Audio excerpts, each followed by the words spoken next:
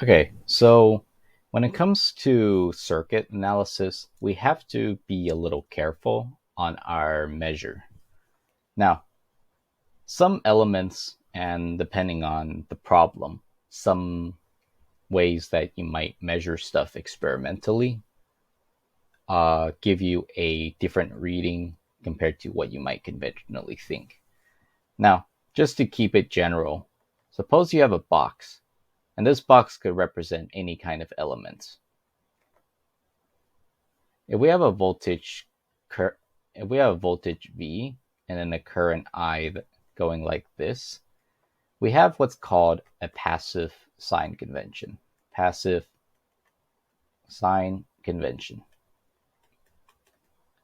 What it means is that it actually is the direction of positive charge flow.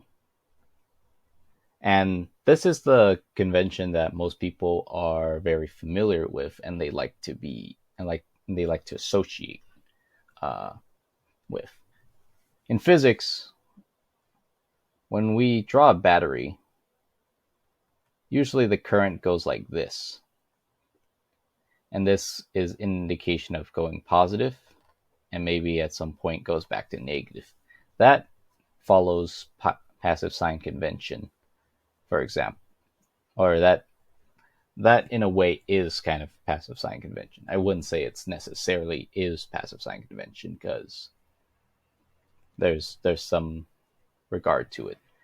But nevertheless, anytime you see a voltage current relationship where the current is going from positive to negative and the voltage is plus to minus like so, we have passive sign convention. Now, suppose we switch it around and instead say, what if, given the same box again, the polarity is like this time?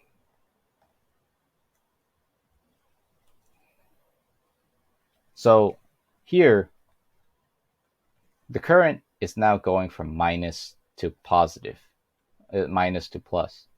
This is called non-passive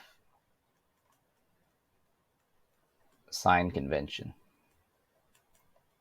And the idea of this is perhaps we are now instead wanting to look at it in terms of the direction of electron flow, which is formally the right way to look at circuit analysis. However, if you take a look at this, minus to plus is sometimes a bit of a confusing convention to really look at. And so it's why we might prefer, or you might prefer, looking at your current voltage relationship in terms of passive sign convention rather than non-passive sign convention. Now, to give you an example of why you would want to look at something in a non-passive sign convention, the best example is in the case of electronics.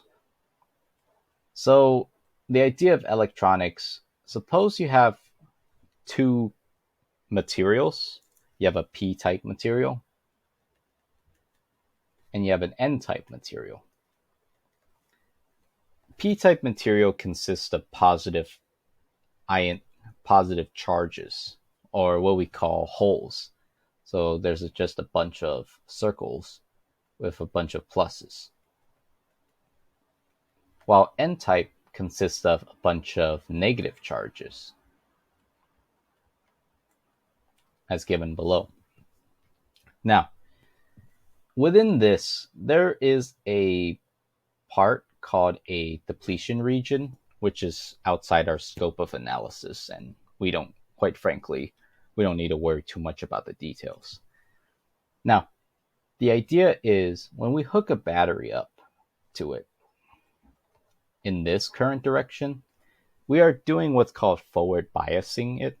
And if we're looking at this in the scope of non-passive sign convention, aka the direction of electron flow, we notice that in basic physics that electrons don't like each other, so they will try to repel. And this will force these electrons inside the N-type material to go over this depletion region into the P-type material. And when it bypasses at some point above a certain value, and you might see later on that the value is 0.7 volts for silicon, it causes this PN type material to conduct. And if we look at its current voltage relationship, kind of looks something like this, like an exponential. There's also this curve which we tend to avoid for reasons you might see later on in electronics.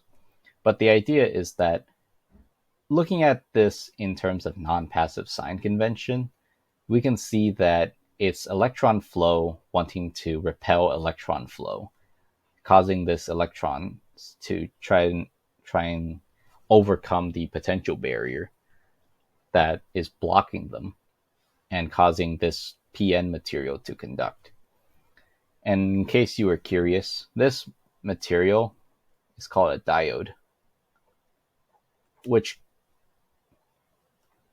later on you'll see that the purpose of a diode, at least in this example, is to have current move in one direction, but blocked in the other direction. And so that's why you might want to analyze stuff in terms of passive sign convention or non-passive sign convention. If you want to be consistent, I'd recommend always sticking to passive sign convention in terms of when you're talking about resistors, capacitors, and inductors.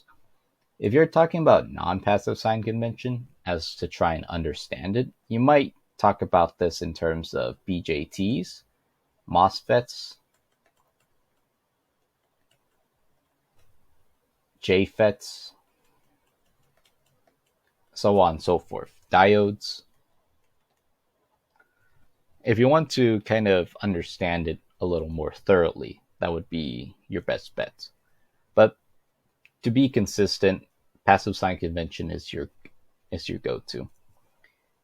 Now, sometimes in the problems, they might ask you to analyze it like this, and it doesn't necessarily mean that you're looking at an electronic device. You might just be asked to do circuit analysis.